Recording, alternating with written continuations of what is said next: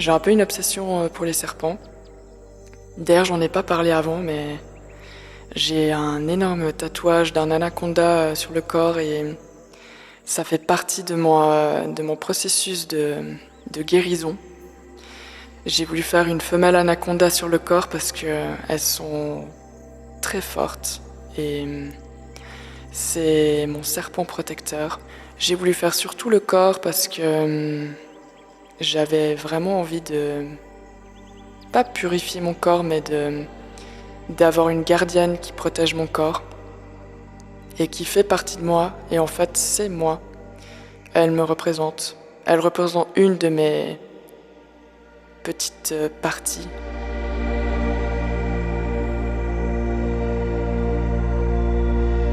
Vous écoutez la deuxième partie de l'épisode sur la vie de Géraldine, qui est un nom d'emprunt. Si vous n'avez pas écouté la première partie, pensez à le faire, il s'agit de l'épisode précédent. Ambitus est un podcast créé par l'Éveil, une structure de réinsertion sociale et professionnelle dans le canton de Vaud, en Suisse. Avec Ambitus, nous vous invitons à écouter les voix de personnes marginalisées et fragilisées, des expériences vécues, longtemps étouffées ou passées sous silence, qui ici se dévoilent avec sincérité et complexité. En musique, l'ambitus désigne l'étendue d'une voix ou d'un instrument de sa note la plus grave à la plus aiguë. Et c'est cette image que nous voulons emprunter. Chaque personne porte en elle une mélodie de vie, un spectre unique de tonalités et d'émotions composé de hautes notes et de basses notes. Ce podcast souhaite offrir un espace pour laisser vibrer ces mélodies, pour en révéler la profondeur, la fragilité et la force. Si vous aimez écouter ces histoires et que la démarche d'Ambitus vous touche, n'hésitez pas à en parler autour de vous et à partager sur les réseaux sociaux. Je vous rappelle aussi que si vous avez l'envie ou le besoin d'entrer en contact avec l'un ou l'une des participantes ayant témoigné dans ce podcast, vous pouvez le faire en m'écrivant à podcast@aeveil.ch, l'email est en description. Pour plus d'informations sur les activités et l'histoire de l'éveil, son directeur Oran Mackenzie vous explique tout dans l'épisode 0, le premier de la liste. Cette deuxième partie aborde entre autres le ressenti subjectif de Géraldine qui décrit le suicide d'une personne proche et surtout comment elle l'a vécu et comment elle a surmonté cette épreuve. Protégez-vous. Ce témoignage aborde aussi d'autres thématiques sensibles telles que les violences sur mineurs intrafamiliales, la dépression, l'alcoolisme ou le viol. À la fin de cette deuxième partie, vous entendrez Géraldine revenir sur son propre témoignage. Bravo et merci à Géraldine pour son courage et sa confiance. Bonne écoute. Nous vous rappelons que les numéros d'écoute sont le 143 et le 147, atteignables 24 heures sur 24, 7 jours sur 7. Si vous êtes en détresse ou que cela concerne l'un de vos proches, n'hésitez pas à les appeler, ils sauront vous aider.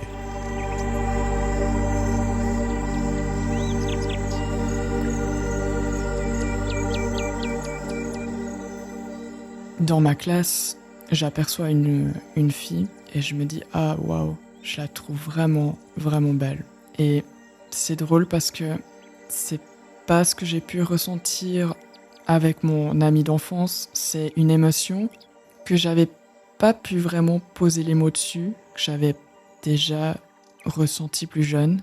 Mais là, c'est vraiment une émotion intense au niveau de mon cœur. J'ai envie de la regarder, j'ai envie de lui parler, j'ai envie de passer du temps avec elle, j'ai envie d'être près d'elle. Et je me souviens que ça m'a fait tellement une sensation forte que je suis sortie de la classe pour aller aux toilettes et boire de l'eau et je me suis assise pour faire pipi et je me suis posée et j'étais waouh, qu'est-ce qui se passe ? Je ressors des toilettes, je me rince le visage. Je me regarde dans la glace et je me dis mais waouh, c'est fort ce qui se passe dans mon cœur là. J'avais l'impression un peu de flotter, je me sentais un peu en extase. C'était vraiment agréable comme sensation. Je rentre dans la classe de nouveau et on doit choisir les places. Je me mets j'essaye de me mettre à côté d'elle et on est à côté l'une de l'autre en classe et on sympathise et on se crée un lien d'amitié. Car à ce moment-là, j'avais pu déjà ressentir cette sensation mais pas autant intensément et je ne savais pas si c'était de l'amour mais maintenant oui, effectivement, je sais que j'étais tombée amoureuse, quoi. Donc, je crée un lien fort avec cette fille. On se voit souvent, j'ai envie de passer beaucoup de temps avec elle. on devient amis très proches. Et dans mon esprit, il y a, je crois que j'ai même pas fait le lien de me dire c'est une fille, c'est un garçon. Je me disais, mais c'est vrai, je suis une fille, c'est une fille. Est-ce que je suis peut-être un garçon en fait? Est-ce que j'ai envie d'être un garçon? J'ai pu entendre brièvement quand j'avais 12 ans qu'il y avait 2 filles qui habitaient ensemble. On les traitait les lesbiennes, ce qui n'est pas du tout une insulte, quoi. C'est juste pour définir 2 femmes qui s'aiment et une relation saphique, quoi. Donc à cette période l'âge de mes 13 ans, je tombe amoureuse de cette fille. Et au milieu de l'année, ouais, je pense presque la fin de l'année, je lui dis que, parce qu'entre-temps, j'ai pu effectivement mettre les mots dessus en me disant: «Ah bah oui, en fait, je suis amoureuse, je la vois pas juste comme une amie», et je prends mon courage à 2 mains et je lui avoue mes sentiments. Et c'était près de chez elle, aux abords d'un terrain de foot.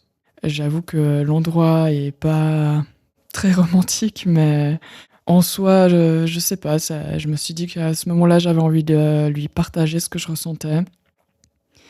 Et malheureusement pour moi, c'était pas réciproque. Et elle me dit: «Mais on est amis, non, j'ai envie d'être amie avec toi». Donc elle avait 12 ans, moi j'avais 13 ans vu que j'avais redoublé. Et donc on garde un peu cette amitié, mais oui, ben, moi j'ai pris un coup, donc notre amitié s'effrite un peu, elle s'efface un peu. À cette même période-là, plus tard dans l'année, parce que là, je pense que c'était plutôt en hiver que je lui ai avoué mes sentiments, et au printemps, dans les couloirs du lycée, je rencontre, j'aperçois une autre fille qui a un côté un peu punk, grunge. Elle a 2 tresses, 2 tresses de chaque côté, avec des cheveux un peu rouges, maquillage noir, un style un peu dark, affirmé. Collier en chaîne, elle est en 2e année, elle est un peu plus âgée. Ce côté, on sent qu'elle a un côté un peu plus rebelle. Et moi, entre-temps, parce que voilà, quand je traînais avec mon autre amie, la première où j'étais amoureuse, ben, on va pas se mentir, j'avais un peu un style de pélo, quoi. Et je pense qu'après ce vent, j'ai voulu un peu me créer un peu un style. C'était un peu l'année où il y avait Tokyo Hotel et tout. Je m'étais fait une nouvelle coupe. J'avais un peu imité le look du chanteur du groupe de Tokyo Hotel. J'avais un peu un style grunge comme ça. J'adorais Nirvana, donc j'écoutais pas mal Nirvana aussi. Et j'étais cette adolescente un peu plus rebelle aussi. Je rencontre cette fille dans les couloirs, on s'échange un regard, et je sens des papillons dans mon ventre, et je me dis: «Mais purée, cette fille, elle a l'air tellement stylée». Je remonte les escaliers, je rejoins donc la première fille que j'étais tombée amoureuse, où on a gardé cette amitié, et je lui dis: «Oh purée, faut que je te raconte un truc et tout». Elle me dit: «Mais quoi?» Et là, je lui explique que j'ai rencontré cette fille dans les couloirs, et ouais, que je suis tombée amoureuse d'elle. Et là, elle me dit: «Ah OK, c'est cool. Ah bah, je suis contente pour toi, c'est bien». Et je sens que vraiment à ce moment-là, justement, notre relation, on prend de la distance. Donc on n'est plus trop amis. Cette nouvelle fille que je rencontre avec le style grunge, on a une relation. J'ai pu lui dire que je l'appréciais et que c'était réciproque. Et c'est avec elle que je vais embrasser quelqu'un pour la première fois. Donc petit bisou en mettant une musique de Bob Marley, voilà, un peu truc d'ado, quoi. Et à chaque fois qu'on se voit ou qu'on se quitte, on se fait un petit bisou. Il y a un jour où on se dit au revoir à la gare, donc je l'embrasse. Pour moi, j'ai pas cette notion d'homosexuel ou d'homophobie. Je n'arrive pas à comprendre en fait comment on peut différencier l'hétérosexualité et l'homosexualité. Je me dis juste, ah, j'ai ce sentiment, c'est naturel.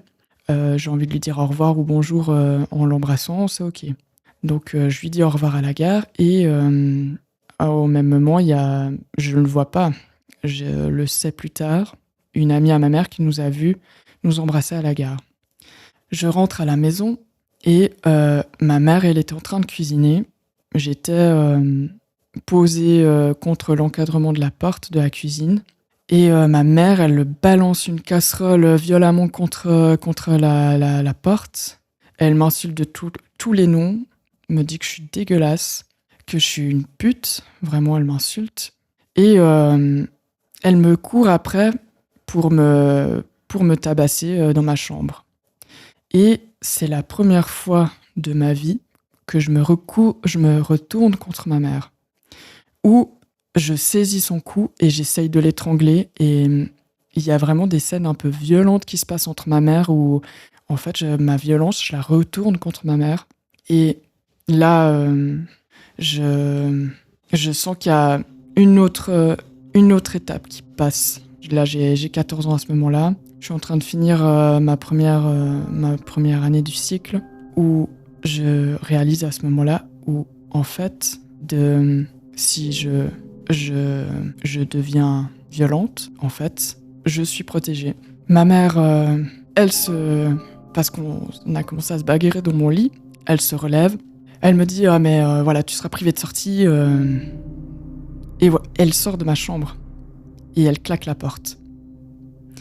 Je pense qu'à ce moment-là, ma mère aussi a pris conscience que, en fait, elle pourra plus avoir des comportements violents vis-à-vis de moi parce que j'ai grandi, j'ai plus de force en fait. Et c'est à ce moment-là que je prends conscience que j'ai un pouvoir entre les mains.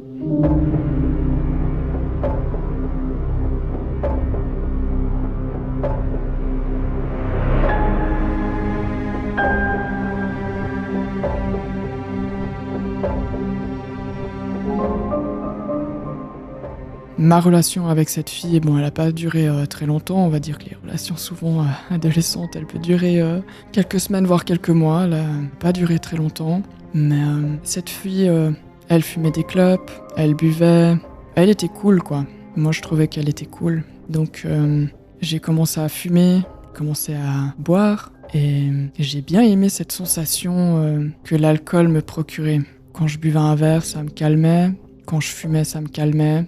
Et j'ai commencé aussi à fumer, à boire. La fin de l'année du cycle, la première année s'achève. Pendant l'été, je sors. Ma mère me punit, me laisse pas sortir. J'attends qu'elle s'endort et je sors gentiment En fait, je fugue, je sors de ma chambre, je passe par-dessus la fenêtre, je m'accroche par la fenêtre pour sortir. On était au premier étage, donc ça va, quoi. Donc ouais, je sors comme ça. Et je vais rejoindre mon amie d'enfance, une des seules amies d'enfance que j'ai. Et je sors comme ça. Et à cette période-là, j'étais moins chez ma maman parce qu'entre-temps, mon père, en fait, a eu ma garde et celle de mon frère. Et de toute façon, ma sœur, en fait, déjà... À cette période-là, quand j'avais 12 ans, elle partait tout le temps chez mon père et en fait, elle, à cette période-là, elle fuguait aussi beaucoup. Elle était dans cette période où elle voulait pas habiter chez ma mère. À chaque fois qu'elle avait des embrouilles avec elle partait vivre. Elle partait, en fait, elle fuguait chez mon père. Elle a eu des moments où ma mère, quand elle était énervée, ça lui est arrivé une fois où elle lui a balancé un lecteur DVD un lecteur de disques au visage. Elle l'a reçu sur le nez et elle est partie chez le médecin de famille pour voir si son nez n'était pas cassé. Et au moment où elle est partie en fait chez mon père, il y a eu un moment où elle était Elle était mal, elle était dans sa chambre, elle fumait pas mal de weed, ma sœur. Comme moi, je buvais de l'alcool pour me soigner. Ma sœur, elle fumait pas mal de weed pour se soigner. Et il y a eu un moment où ma sœur, elle était pas bien. C'est une scène qui m'a vraiment marquée parce que elle s'était mutilée et ma mère, à la place de prendre soin d'elle, la frappait. Et je suis intervenue et j'ai vite pris la main de ma sœur pour la tirer dans ma chambre et on a bloqué toutes les portes. On a mis mon bureau et tout pour bloquer le passage pour que ma mère elle puisse pas rentrer dans la chambre. Après cet épisode-là où justement ma mère a dépassé tellement les bornes avec ma sœur a décidé de totalement couper les ponts avec ma mère et elle restait chez mon père et elle voulait plus avoir de contact avec elle. Moi, pendant cette période de l'adolescence, vers 14-15 ans, j'ai eu une lune de miel avec l'alcool où dès que je buvais, je sentais que j'avais du courage, que j'étais forte. Bien entendu, déjà, enfant, j'avais que des mauvaises notes à part les cours artistiques parce que vraiment c'était le moment où ça me faisait tellement du bien de dessiner ou de modeler, quelque chose qui me faisait du bien. Les cours de sciences aussi parce que c'était en lien avec les animaux donc j'aimais bien. Mais tout le reste, vraiment, ça m'intéressait pas. Et à l'adolescence, j'ai envie de dire que ça s'est juste empiré. Je sortais beaucoup. J'ai cette fille, j'étais tombée amoureuse la première année de cycle. On a eu un échange, on a commencé à reparler à des amis un peu en commun qui se sont un peu mélangés. Nos cercles sociaux se sont un peu mélangés. Et elle est venue vers moi pour m'expliquer comme quoi elle avait un copain et qu'elle avait jamais embrassé de sa vie, qu'elle savait pas comment ça se passait. Et j'étais un peu dans une période de ma vie où j'avais un air, un peu rebelle. Donc elle est venue vers moi en me disant que justement elle osait pas, elle me demandait comment elle pouvait faire. Et j'ai eu un peu ce culot de me dire ah mais écoute... si tu veux, je te montre. Je sors mon agenda et je lui dis « Ah, mais écoute, quand est-ce que tu veux venir chez moi et je peux te montrer comment on embrasse. » Donc, on se fixe un soir où je l'invite chez moi et je l'ai invité chez mon père parce que chez ma mère, bien entendu, j'aurais pas pu inviter quelqu'un à dormir. Je pense bien que j'avais bu une demi-bouteille de vin avant pour me donner un peu de courage pour me dire... c'est bon, tu gères, ça va le faire. Donc je lui propose de s'installer sur le canapé, sur mon siège de bureau. Et je lui dis tu prends une bonne inspiration, tu me regardes dans les yeux. Et bien sûr, je m'étais inspiré des films pour lui dire ça. Et je lui dis je vais venir vers toi. Je vais tourner ma tête à gauche, tu tournes à droite et on s'embrasse quoi. Et c'était très scolaire un peu comme façon d'apprendre.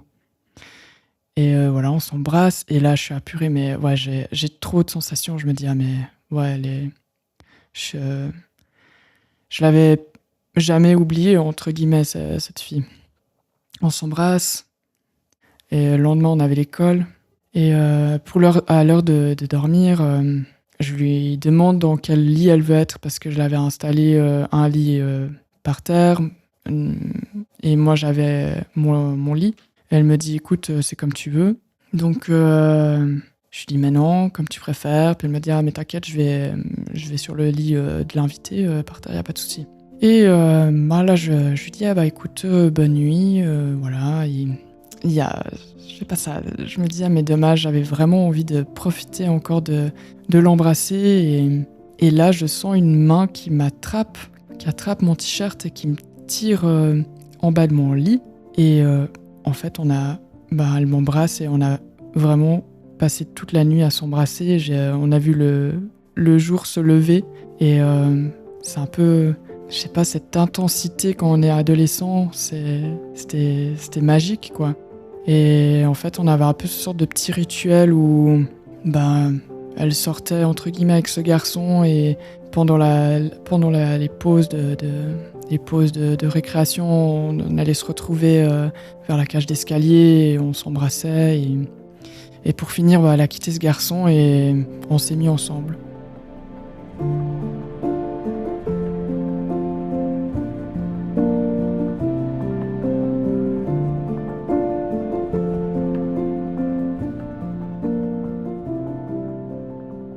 Vers l'âge de mes 15 ans, mon petit frère, il subit toujours des violences. J'en ai marre de ce cadre familial.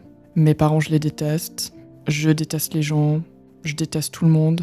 À part les relations que je suis, les personnes avec qui je relationne. Mais sinon, vraiment, de façon générale, je déteste le monde, je déteste la vie. Je saisis l'opportunité de partir à Fribourg, trouver potentiellement une place d'apprentissage, que je pars en cuisine dans cet établissement, le château de Zeedorf. Et j'ai un cadre là. J'ai un cadre, on va dire, clairement plus sain que ce que j'ai connu depuis que je suis petite. Donc des éducs le soir où justement je suis en internat en fait. Et je rentre que pour les week-ends. Là j'ai 16 ans. Je choisis la cuisine. Je suis accompagnée la journée par des maîtres socioprofessionnels et le soir, il y a des sortes de pavillons et il y a 3 éducs. On est une dizaine d'adolescentes et chacune d'entre nous, on a choisi un métier entre les 5 choix qu'on nous a proposés. Je reste dans cet établissement 3 ans et à l'âge de 19 ans, j'ai mon papier de cuisine. J'ai obtenu mon AFP. À cette période-là, il fallait surtout pas me dire que j'étais dans le spectre de l'autisme parce que je ne pouvais pas du tout accepter ça, même si on m'avait par la suite posé un diagnostic officiel comme quoi que j'ai en fait un TSA. À l'adolescence, vraiment, pour moi, j'avais associé l'autisme à la stupidité, à quelqu'un de pas capable, de trop bizarre. Et je n'avais pas envie qu'on m'associe à ça. Et je me disais que de toute façon, maintenant, j'ai ma potion magique et j'arrive quand même à être quelqu'un de cool et sociable. Donc, pendant ma période d'apprentissage, j'arrivais toujours à trouver le moyen de cacher des bouteilles dans ma chambre et j'ai quand même réussi à terminer mon apprentissage. Après mon apprentissage, je ne savais pas vraiment trop où aller. Je suis retournée chez mon père et mon frère habitait avec mon père et c'était très tendu entre eux. Mon frère, bien entendu, il avait grandi, il faisait une tête de plus que moi. Il avait vraiment beaucoup de répondants. Il se laissait pas du tout faire. Et à ce moment-là, je me suis beaucoup rapprochée de mon frère. On s'entendait vraiment, vraiment bien. J'étais très proche de lui. Il était très proche de moi. Il passe par des périodes très désagréables à l'école où il se fait pas mal lyncher. Où mes parents, ils ont pu aussi un peu m'en vouloir parce que mon frère, en fait, il sortait aussi avec des garçons. Il sort avec des garçons, donc ils se sont dit que c'était peut-être à cause de moi.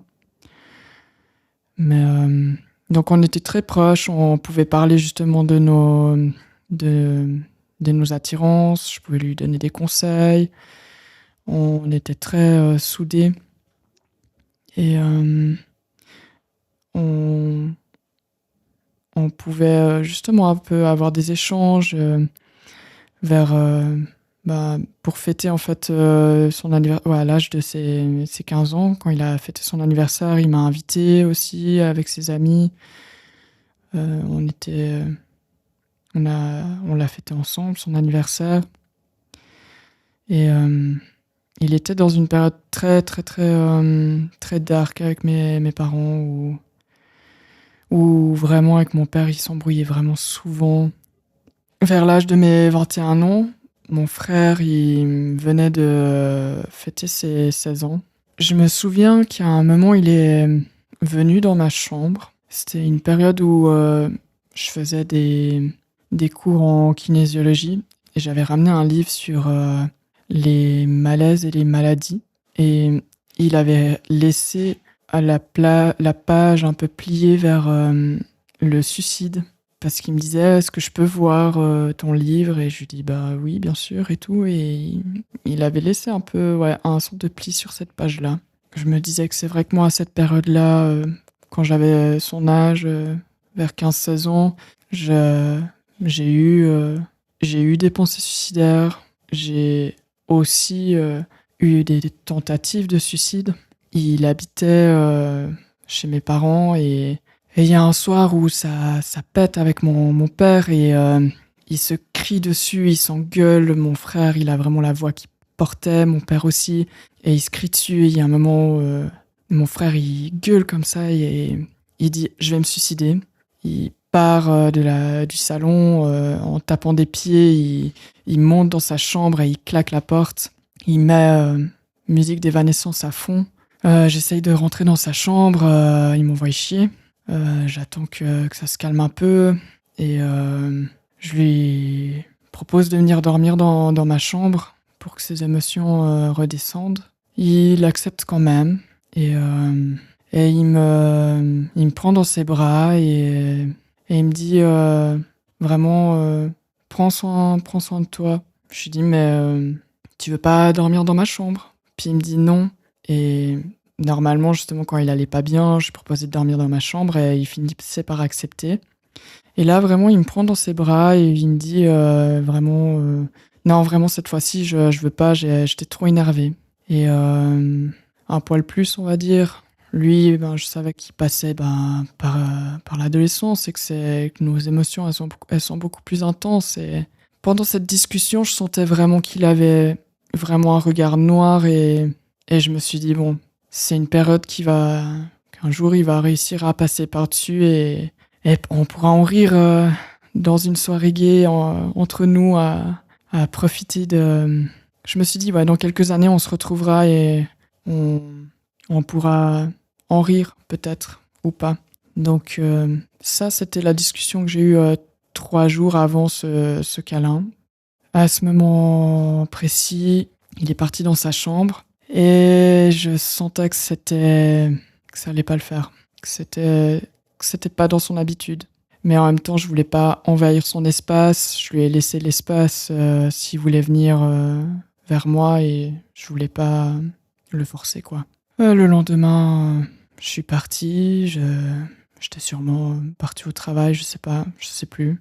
Et le soir, en fait, il est pas revenu. Et en fait, il avait fugué. On savait pas où il était parti. Il y a des jours qui se passent, une semaine, on le retrouve pas. Mon père et ma mère communiquent ensemble parce que bon, à cette période-là, déjà vraiment, j'avais ce sentiment qu'ils se détestaient. Voilà, ils parlaient entre eux vraiment pour l'organisation, mais sinon il n'y avait pas trop d'échanges. Mon frère, ça faisait une semaine qu'il était parti de la maison et je le suivais sur Facebook. Et il partageait des photos comme quoi il est parti voir la Tour Eiffel, il est parti à Paris. J'ai commencé vraiment à paniquer. Je me suis dit, mais où il est en fait? Qu'est-ce qui se passe? J'ai essayé de l'appeler, il répondait pas, en vain. Et il y a encore une semaine qui se passe, qui s'écoule. Il y a encore une semaine qui s'écoule, 2 semaines après. Et la 3e semaine, j'essaye la 36 millième fois de l'appeler. Et là, il me répond. Et je lui dis, Kim, je t'en supplie, où tu es, qu'est-ce que tu fais? Vraiment, on va trouver une solution, dis-moi où t'es.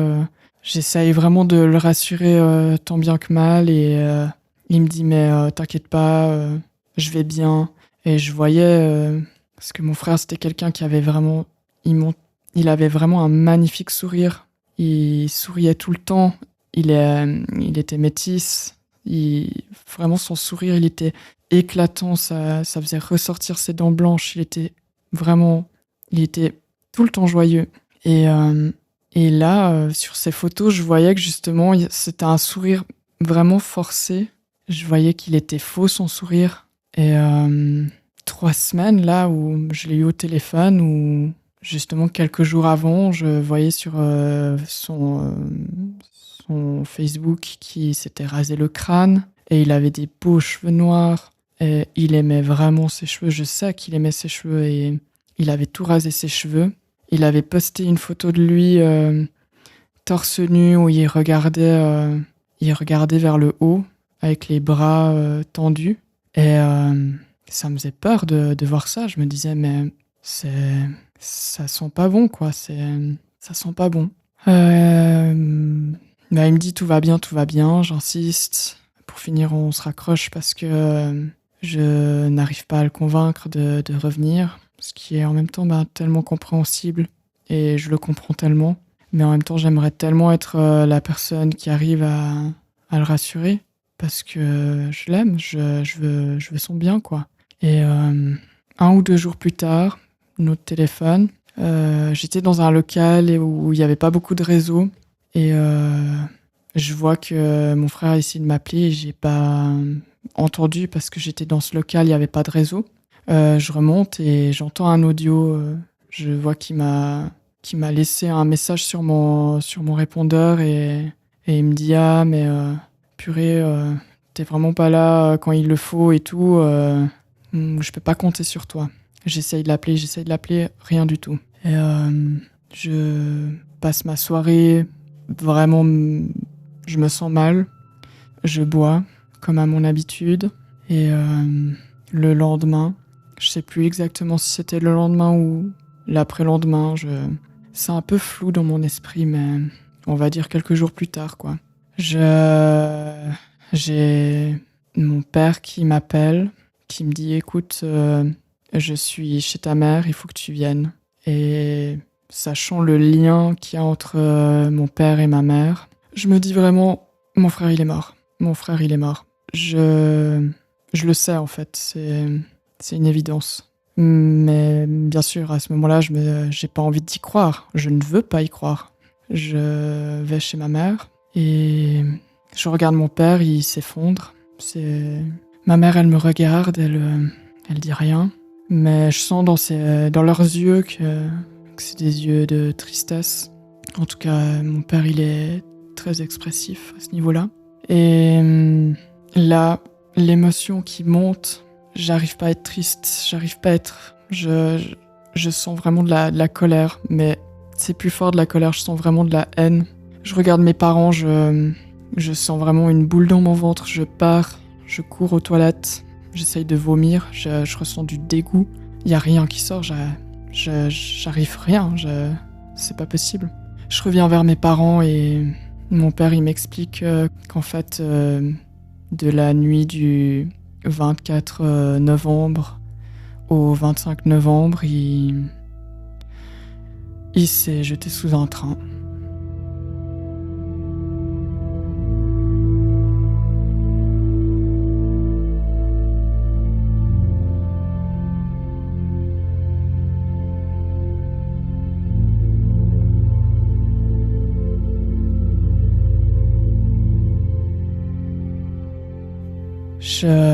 Je m'effondre. Là, je m'effondre, je pleure toutes les larmes qu'il y a je vide mon sac, quoi. Mais je sens que c'est des pleurs de rage, de haine, de désespoir. J'ai vraiment un cocktail d'émotions que je peux même pas expliquer. C'est tellement intense ce qu'on ressent à ce moment-là. C'est de la lave, c'est un volcan qui explose. J'ai envie de tout détruire. Je sors de l'appart de ma mère en colère, je claque la porte. À ce moment-là, j'ai le permis, je prends ma voiture, je hurle. Je hurle de haine dans cette voiture. Je me souviens que j'ai pris l'autoroute, j'ai roulé, mais j'ai roulé tellement vite. Je suis en colère, j'ai la haine. Je reviens, je retourne chez mon père. C'est flou à cette période-là. Ça s'est passé aussi tellement vite où il y a une personne qui arrive. Là, on a rendez-vous donc dans la maison familiale avec ma sœur. Il y a mon père. Il y a ma mère, on est les 4. Ma sœur qui parlait pas depuis 10 ans à ma mère, qui a, à ce moment-là de ma vie, je voyais pas trop ma sœur. Elle était à Lausanne dans sa vie. On se retrouve là, les 4, avec cet inconnu qui nous explique qu'il faut faire le choix du cercueil, etc. et tout. Moi, j'ai ma tête qui bourdonne. J'arrive plus à entendre ce qui se passe autour de moi. J'ai ma voix qui se serre dans ma gorge.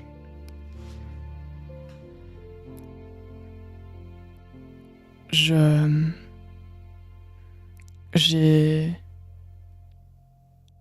me dis, mais pourquoi choisir un cercueil ? Qu'est-ce qu'on fait avec un cercueil ? En fait, il y a plus de corps, en fait, vous l'avez détruit. J'ai trop de haine.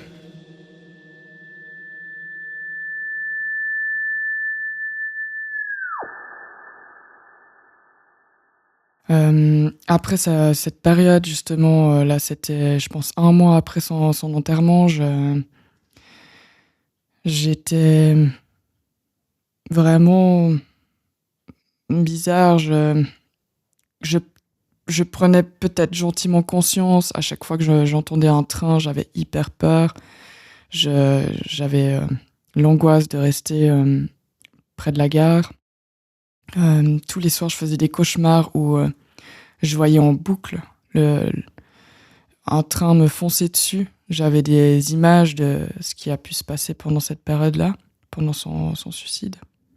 J'avais des potes qui m'écrivaient pour aller boire des verres, donc je me disais, bon, allez, j'irai chercher après du travail. Et ça se faisait un petit peu tous les jours où je buvais un petit verre par-ci par-là. Et j'avais pas cette consommation où je buvais extrêmement. C'était surtout 2-3 verres et je rentrais et j'étais lancée, quoi. J'ai commencé à prendre conscience que mon frère, en fait, il reviendra plus. Et j'étais sortie de ce déni, en fait. Je me disais, mais ouais, il est vraiment mort, en fait, il reviendra plus. Et je me souviens que c'était une période où je buvais pas mal, où je prenais un peu j'étais... Comment dire ça ? Ça m'arrivait de boire, d'être bien bourré. Et je me disais, mais c'était à moi de mourir, en fait, c'était pas à lui. Et j'étais dans une période assez dark à ce moment-là. Il y a 1 année qui s'écoule et j'ai ma cousine entre-temps qui était partie. Moi, j'ai déménagé sur Lausanne, en fait, où je suis partie habiter avec ma sœur, qui habitait à Lausanne, à la Borde.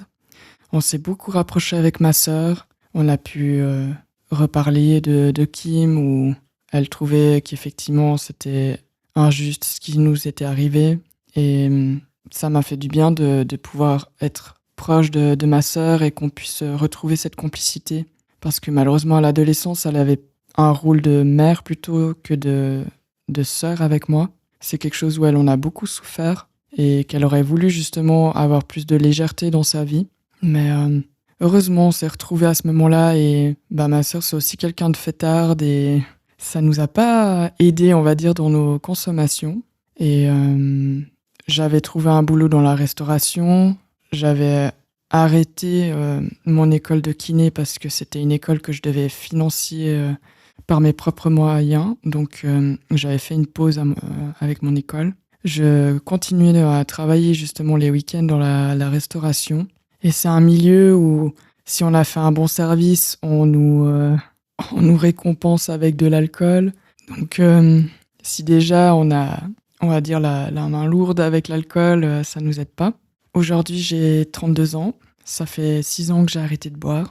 Et j'ai envie de vous parler de ce qui s'est passé quand mon masque est tombé. Quand j'ai plus cette béquille, entre guillemets, pour m'aider à marcher. Je me suis quand même rendu compte que je pouvais marcher sans, en fait. Et que je m'étais persuadée que j'avais besoin de cette béquille pour marcher. J'ai pu parler à mon enfant intérieur. Parce que, comme je vous ai dit un peu plus tôt dans mon récit, j'ai un TSA et en fait, quand j'ai arrêté de boire, je me suis rendu compte que j'étais une personne quand même plus introvertie, plus timide et que oui, j'avais peur du noir, toutes ces choses-là. Et quand j'ai arrêté de boire, je voyais que effectivement l'alcool pouvait me donner le courage de réussir où je pouvais être forte, quoi. Et en arrêtant de boire, à ce moment-là, j'avais un travail et j'avais aussi mon ex qui était un très grand soutien. Et ça a été vraiment les plus belles années de ma vie d'arrêter de boire. Au début, c'était difficile, mais ça m'a fait du bien de me dire que même si j'étais plutôt une personne introvertie, je le suis toujours. Timide un peu moins, j'ai envie de dire. Je pense que c'était d'apprendre à avoir confiance en moi. Et on va dire que mon ex m'a beaucoup aidée. J'ai réussi à me pardonner aussi de ma consommation, de ce que j'ai pu, le comportement violent que j'ai pu avoir envers elle. Et elle m'a clairement pardonné. Elle m'a dit, mais écoute, en 6 ans, tu m'as montré la belle personne que t'étais et elle sait aussi tout mon parcours de vie, ce que j'ai traversé. Et elle m'a expliqué une fois où elle me faisait des liens avec ses cours en psychologie que si t'as une enfance stable, les fondations sont solides et moi, mes fondations, elles étaient fissurées, cassées. Et que chaque événement que tu as dans la vie, c'est comme une voiture qui passe sur ce pont. Et si tu as des fondations solides, tu arrives à encaisser les chocs. Mais si tes fondations sont déjà fragiles, tu as beaucoup plus de difficultés à encaisser les chocs. Bien sûr, elle me racontait des anecdotes en psychologie et moi-même, j'ai fait beaucoup de thérapie. Ça m'a apporté, ça m'a apporté des outils pour, j'ai pas envie d'utiliser le mot affronter, mais pouvoir vivre ma vie. Ma relation avec mes parents, on va dire que j'ai pu pardonner mes parents. Ma mère, je l'avais déjà pardonnée juste avant que mon frère se suicide, parce qu'on avait une longue discussion ensemble où je lui ai dit que j'ai pu aussi avoir des comportements violents quand j'étais ado et que j'ai pu comprendre, entre guillemets, les impulsions qui peuvent amener à de la violence. Et c'est vrai que aussi avec mon spectre, je peux avoir d'un coup des montées où j'ai un peu de la peine à contrôler mes gestes, ce qui n'excuse en rien. Et qu'effectivement, avec de la thérapie et avec justement une détermination pour avoir envie de changer, on peut avoir les outils en main pour avoir des comportements qui font qu'on ne fait pas de mal à autrui. Typiquement, si d'un coup je sens que j'ai un peu de la peine à être... si je sens que je peux être un peu impulsive, je vais m'exprimer avec des mots, je vais aller dans ma douche, je vais me faire couler de l'eau sur mon corps pour justement pouvoir me recentrer. J'ai maintenant des outils en main pour pouvoir améliorer ma qualité de vie. Et avec ma mère, effectivement, on a eu une longue discussion où on a pu parler un peu de son enfance. Et je lui ai dit, écoute, je peux pas oublier tout le mal que tu m'as fait. Je peux pas aussi oublier le bien que tu m'as fait, parce que c'est quand même grâce à elle que j'ai eu un diagnostic, que je suis pris en charge, que j'ai de l'aide, que l'AI m'aide dans ma vie. Parce que malgré l'apparence que j'ai, où on me voit, on me dit mais non, mais t'as pas l'air autiste, c'est quand même quelque chose qui m'handicape dans ma vie. Ça peut être aussi un super pouvoir, donc j'ai envie de dire qu'il y a aussi des plus. J'ai une hypersensibilité, je ressens vite les gens. Ça, j'ai envie de dire que c'est dû peut-être à mon super pouvoir de personne qui est dans le spectre. Et cette hypersensibilité que j'ai eue avec ma maman en disant je ressens toute la souffrance que tu as pu avoir. Tu as essayé de faire le mieux que tu pouvais. Je n'oublie pas. Je t'en veux pour ce qui s'est passé avec mon frère. Ça, c'est un fait. J'ai pas envie de dire que c'est à cause de toi. Tu as été quand même responsable parce que tu n'as pas assez pris soin de nous. Mais voilà, j'avais quand même envie d'être dans une démarche de pardon. Pour moi déjà, pardonner tout ce qui s'est passé dans ma vie. Ensuite, pardonner ma mère pour avancer. Et c'est aussi parce que j'ai vu que ma mère, elle a fait beaucoup de thérapie aussi. Et qu'elle s'est remise en question. Et parce que ma mère, elle a eu un enfant avec un autre de ses compagnons par après, où on a 13 ans de différence. Et elle n'a pas eu de gestes violents avec lui. Et je vois qu'elle avait un comportement adapté avec lui. Peut-être un poil surprotectrice, mais j'ai envie de dire, je préfère 1000 fois ça que le comportement qu'elle a pu avoir avec nous. Donc, du fait qu'elle s'est remis en question et qu'elle a voulu montrer qu'elle changeait, ça m'a permis de pouvoir lui pardonner. Et que oui, effectivement, si elle était toujours dans des schémas toxiques, j'ai assez d'amour-propre pour me dire que je préfère couper un lien qui peut être toxique pour moi que de continuer une relation qui va que m'apporter du tort. Donc je comprends tout à fait les personnes qui veulent couper les ponts avec leurs parents qui ont des comportements toxiques.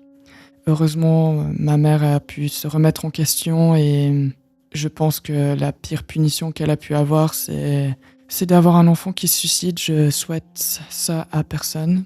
Et je vois que après ce tragique événement qui s'est passé dans notre vie, les points positifs, c'est que ma mère et ma sœur ont pu se rapprocher. Parce que ma sœur, ça faisait 10 ans qu'elle parlait pas à ma mère. Et elle la voyait comme une vieille tante, une inconnue, parce que, oui, après 10 ans qu'elle coupe les liens avec sa mère, on a envie d'oublier un peu ce qui s'est passé. Donc, moi, j'ai jamais eu ça. Je pense que, je sais pas, je n'ai pas coupé les liens avec mes parents. Je vais dire, je suis pas non plus très proche de mes parents. Je les vois chaque 2 mois, ou même pas, je pense peut-être chaque 4 mois, et on s'appelle de temps en temps. Après, voilà, ma maman, elle me soutient dans mes choix. Elle a quand même été là derrière moi pour m'aider à me relever. Et voilà, j'ai pris le choix de lui pardonner. Ensuite, mon lien avec mon père. Mon père, c'est vrai que j'ai eu un peu plus de peine parce que il se met souvent dans une position de victime où ça sera souvent la faute des autres, mais pas de la sienne.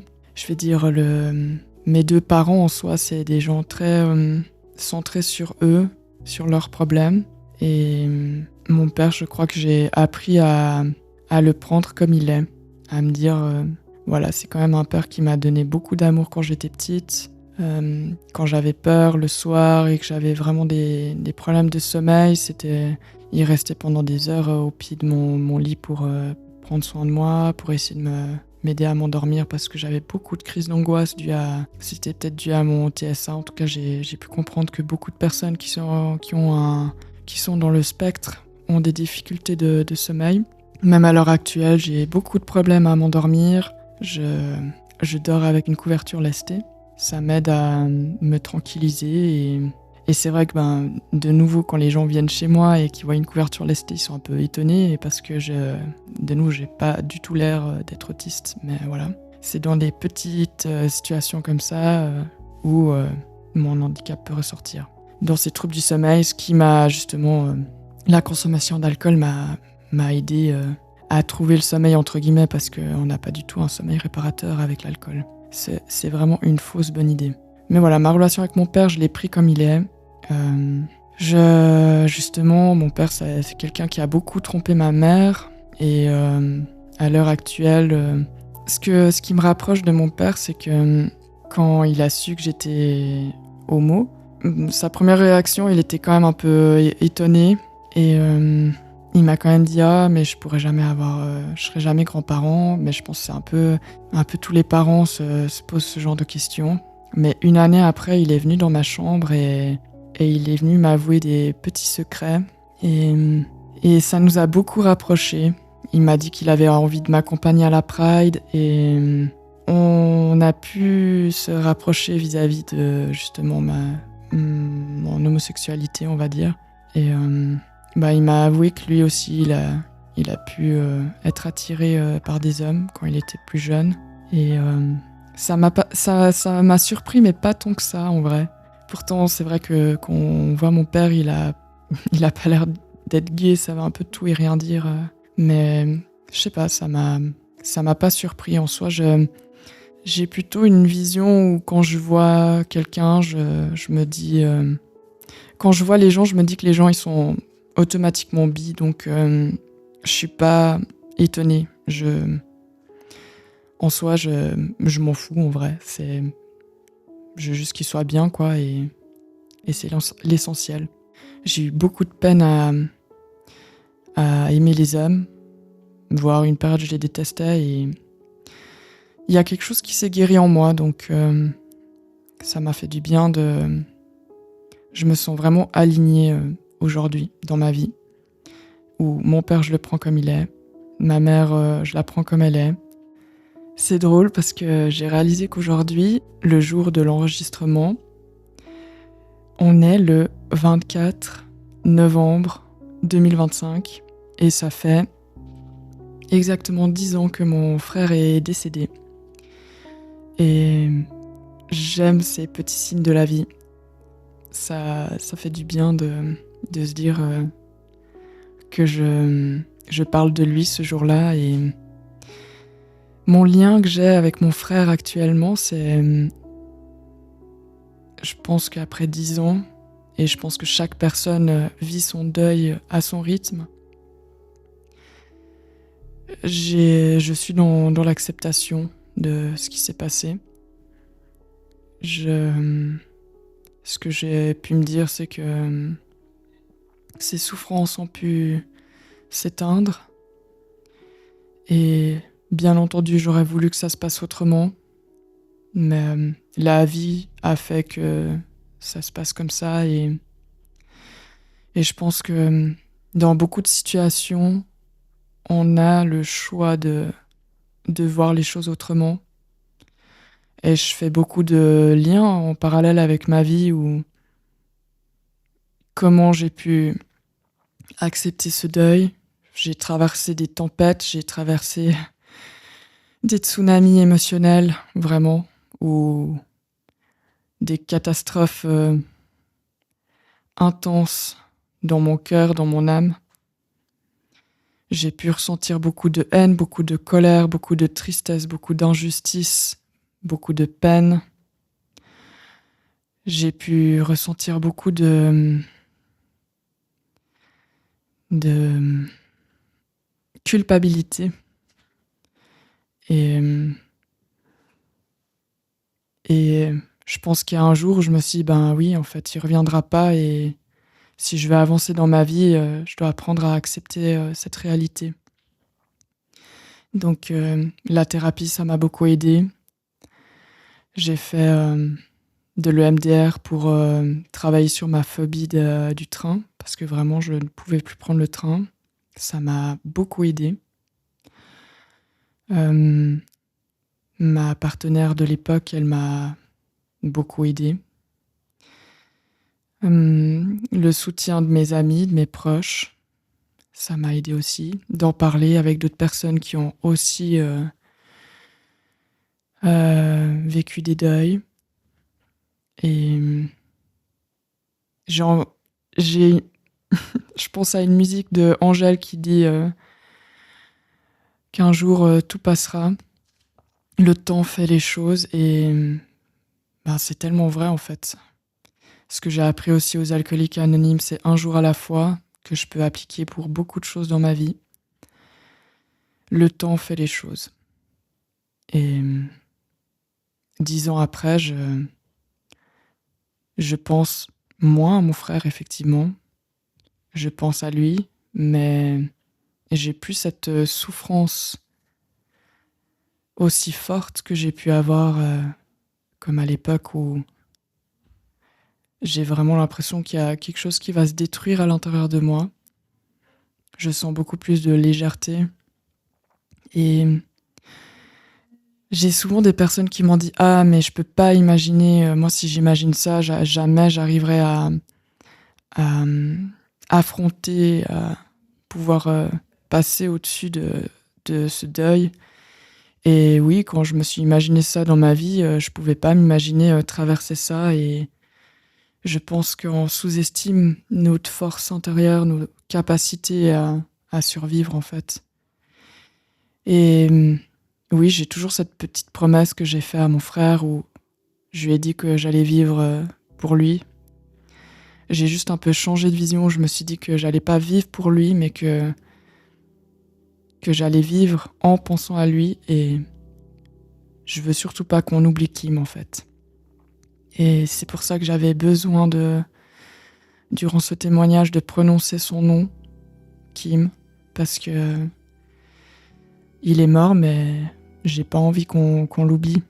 Et je pense que c'est ça la nuance, où d'oublier quelqu'un qui est décédé, je pense qu'on peut vivre avec, mais j'aime avoir de temps en temps des pensées qui me traversent, où je me dis ah, mais quand je rencontre quelqu'un qui est né le même jour que lui ou la même année, ça me fait du bien en fait.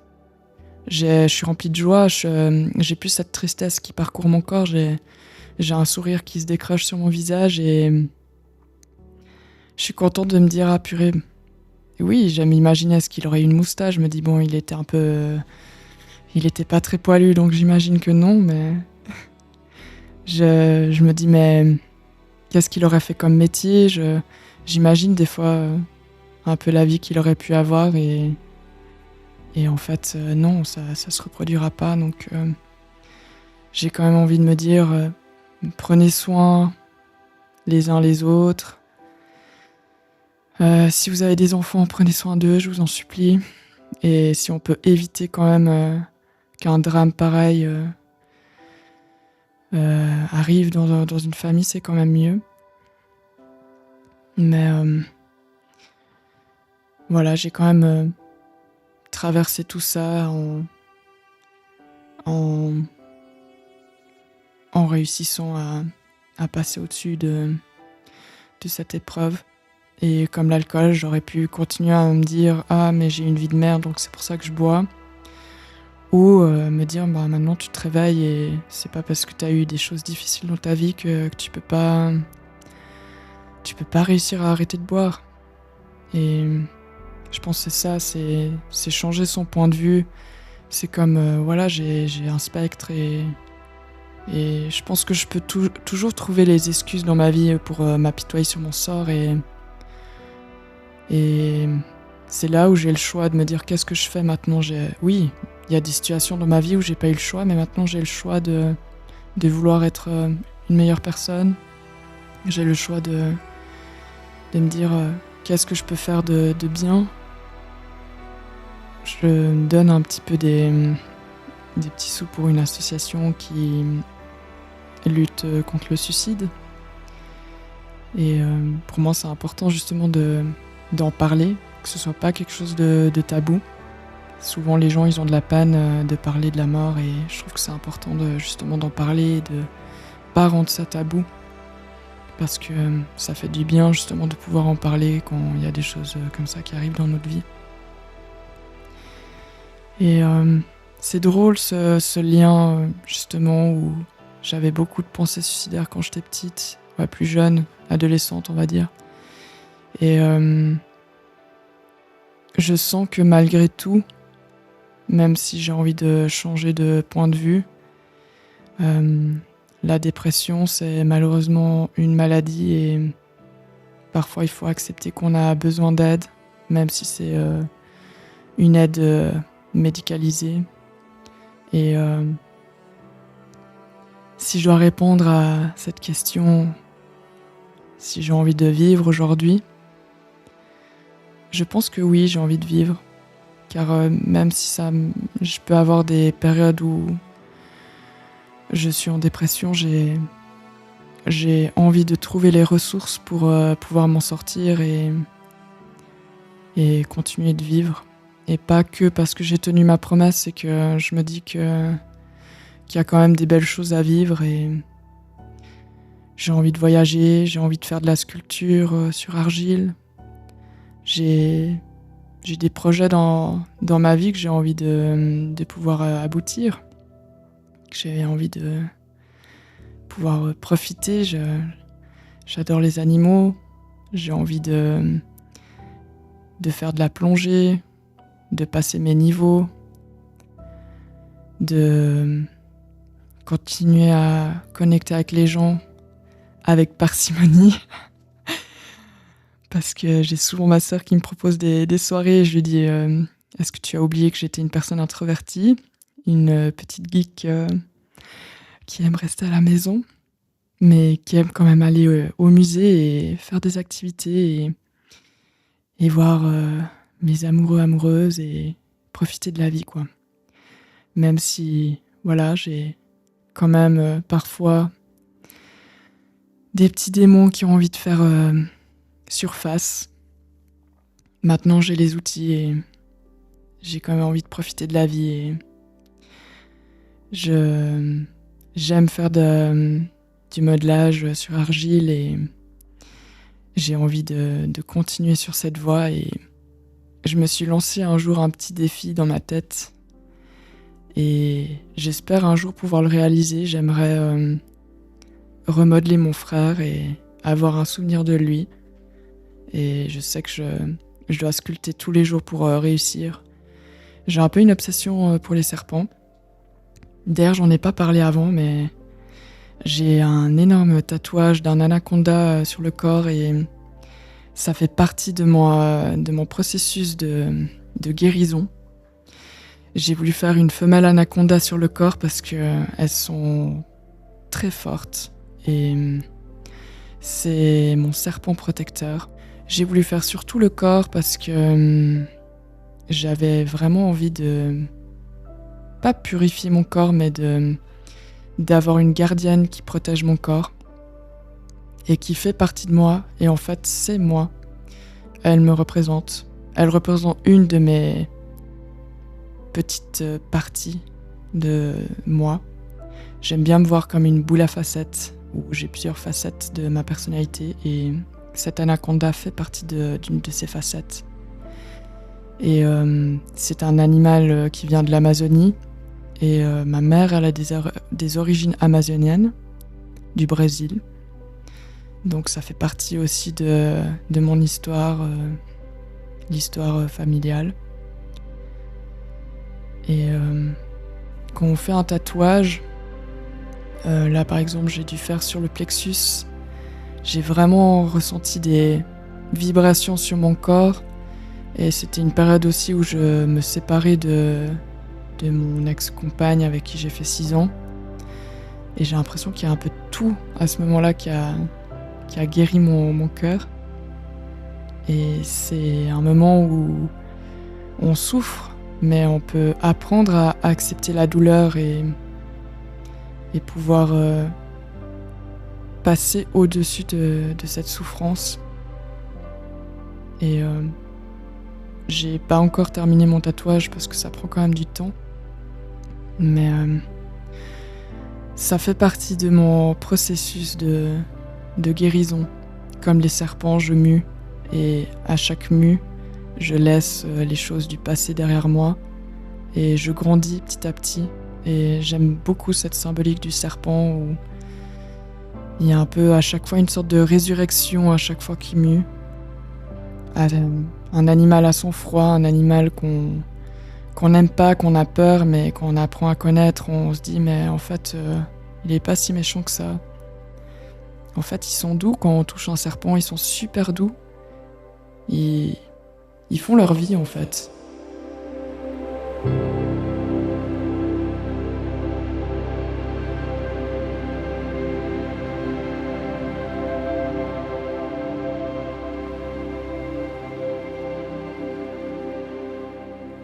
Chers auditeurs, chères auditrices, vous venez d'entendre le témoignage de Géraldine qui est un nom d'emprunt. Et après ce gros enregistrement diffusé en 2 épisodes, on a voulu faire un petit point avec Géraldine qui est avec moi. Géraldine, comment ça va ? Bah honnêtement, ça va bien, ouais. Du coup, je vais te poser la première question. Donc là, après toute la phase d'enregistrement, tu t'es réécouté forcément plusieurs fois. Qu'est-ce que ça t'a fait de t'entendre ? Ça ne m'a pas bouleversée comme on pourrait l'imaginer. En soi, c'est mon histoire, c'est ma réalité. Je ne l'ai pas redécouverte en me réécoutant. Ce qui m'a presque le plus marqué, c'était l'aspect technique. Entendre ma voix, le montage, plus que le contenu lui-même. Ce que j'ai vécu fait partie de moi, ça ne m'a pas choqué de l'entendre parce que je vis avec depuis longtemps. Mais je me suis dit que c'est que ce n'est pas anodin. Mon parcours, il est très atypique, avec des moments très difficiles et je ne souhaite ça à personne. Mais si le fait de le raconter peut aider ne serait-ce qu'une seule personne à se sentir moins seule, alors ça donne du sens à tout. Et ce podcast, est-ce qu'il a été libérateur pour toi, le fait de t'enregistrer? Est-ce que ça a été libérateur? Est-ce que tu peux nous parler de ta démarche, la démarche qui t'a mené en face de ce micro? Oui, c'est libérateur, mais pas seulement pour moi. Mon histoire en soi, je la connais, je vis avec depuis longtemps. Ce qui a été important, c'était de reprendre le pouvoir sur mon récit, de ne plus laisser la honte et le silence raconter à ma place. Ma démarche, c'était surtout de rendre cette histoire audible pour d'autres, pour les personnes qui ont subi des agressions sexuelles, des viols, des violences intrafamiliales. Pour celles et ceux qui ont perdu quelqu'un par suicide ou qui traversent eux-mêmes des pensées suicidaires. Quand on vit ce genre d'événement, on peut avoir l'impression que la vie s'arrête, qu'on ne s'en remettra jamais et qu'on est seul dans quelque chose d'indicible. Je voulais dire que cette solitude n'est pas une fatalité. Il y a un après. Il est long, fragile, pas linéaire, mais il existe. Là, on va aborder un aspect qui est récurrent dans ton récit, qui est le détail parfois assez affûté des violences que tu as pu subir et comment dire? Et des épisodes de vie très compliqués. Je voudrais savoir, justement, face à cette violence et aux détails, de certaines descriptions que tu donnes, qu'est-ce que tu dirais aux personnes qui ressentiraient peut-être, de la gêne ou alors même qui n'arriveraient pas, heu, à écouter tes mots tellement c'est dur? Déjà, je dirais que la gêne est compréhensible. C'est des sujets difficiles que j'aborde. Mais un podcast, on peut l'arrêter, mettre sur pause, revenir en arrière. Moi, dans ma vie, je n'ai pas pu mettre les violences sur pause. Si je raconte les choses de manière concrète, c'est parce que c'est la réalité. On a souvent une image très caricaturale des violences. Par exemple, pour le viol, on imagine l'agression dans une ruelle sombre par un inconnu. Oui, ça existe aussi. Et je ne veux pas invisibiliser ces situations. Mais la majorité des violences sont commises par des proches. Pareil pour les violences en général. On les imagine extrêmes, visibles, presque cinématographiques, mais la réalité est souvent plus intime, plus silencieuse. Mettre des mots précis, ce n'est pas pour choquer, c'est pour nommer ce qui existe déjà, et se taire pour ne pas déranger reviendra à nier ma propre existence.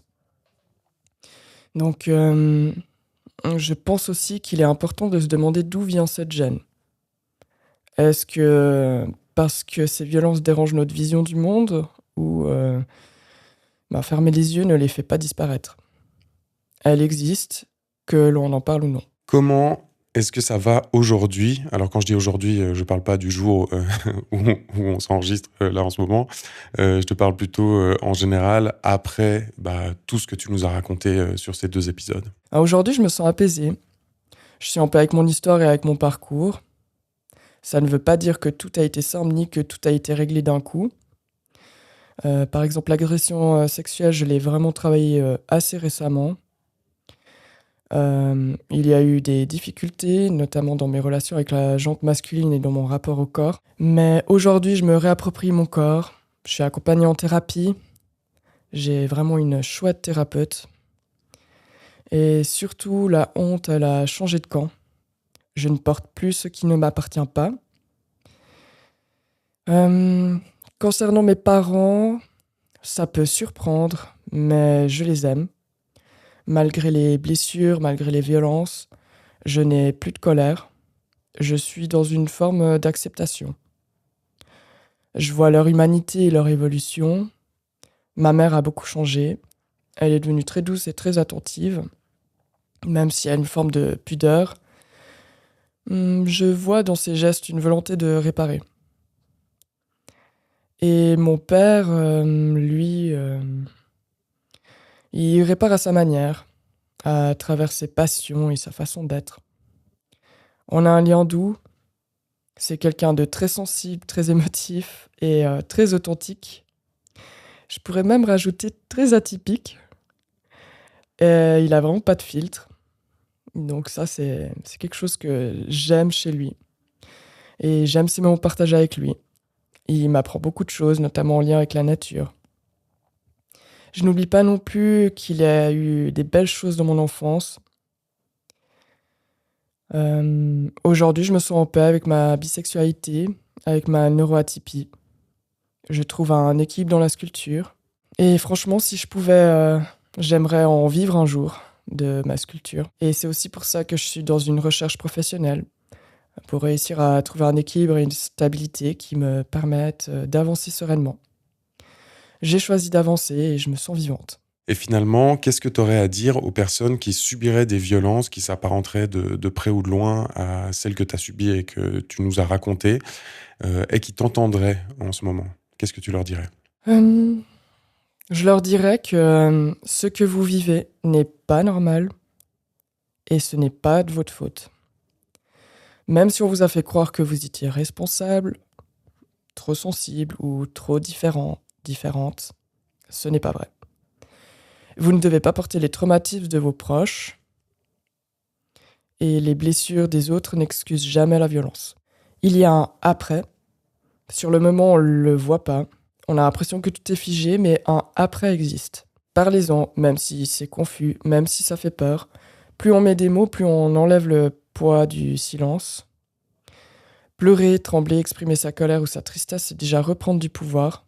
C'est extérioriser ce qu'on ressent. Chercher de l'aide. Il existe énormément de formes de thérapie différentes. Par exemple, la kinésiologie m'a aidé à un moment donné.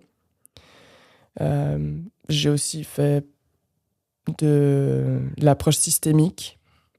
Et en soi, les thérapies m'ont vraiment aidé. Si une thérapie ne vous convient pas, ça ne veut pas dire que vous êtes incurable ou que ça ne marche jamais. Parfois, il faut simplement changer de praticien ou praticienne ou d'approche.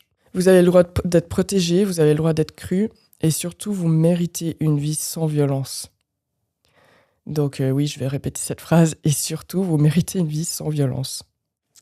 Eh ben, merci Géraldine pour ces mots. Et puis, à titre personnel, je voulais quand même te dire que voilà, je me suis retrouvé pendant très longtemps devant le montage de cet épisode. Et tu m'as bouleversé pas mal de fois. Et je voulais te dire merci déjà d'avoir fait la démarche de venir vers moi pour qu'ensuite on puisse faire ce travail ensemble. Et puis, au-delà de ça, merci pour le cadeau que tu fais au monde. Et puis, ben, je crois que je me mouille pas trop si je dis qu'au nom de toutes les personnes qui t'écoutent, et en mon nom aussi, ben, on te souhaite le meilleur. Merci beaucoup. J'espère sincèrement que ce témoignage va pouvoir aider certaines personnes et que mon but, effectivement, c'est pas de choquer ou quoi, c'est juste de raconter une histoire qui existe, la mienne, et tant mieux si ça a pu vous éveiller des émotions et vous rendre vivant, quoi. Je crois que c'est le sort des humains de se sentir vivant, de ressentir des émotions. Et merci à vous de m'avoir écouté, d'avoir pris le temps, d'avoir écouté mon histoire, et à tout bientôt. Ces témoignages sont accueillis et enregistrés au sein de l'Éveil et sur base de volontariat. Production et droit, l'Éveil. Chargé de production et responsable du projet, Selim Zegani. Enregistrement, montage audio, habillage audio, mixage, mastering, diffusion, Selim Zegani. Graphisme, Neville Beau. Encadrement et supervision du projet, Oran Mackenzie et David Vial. Toutes les informations concernant l'Éveil sur www.aeveil.ch. Merci pour l'écoute et à très vite pour une autre histoire de vie.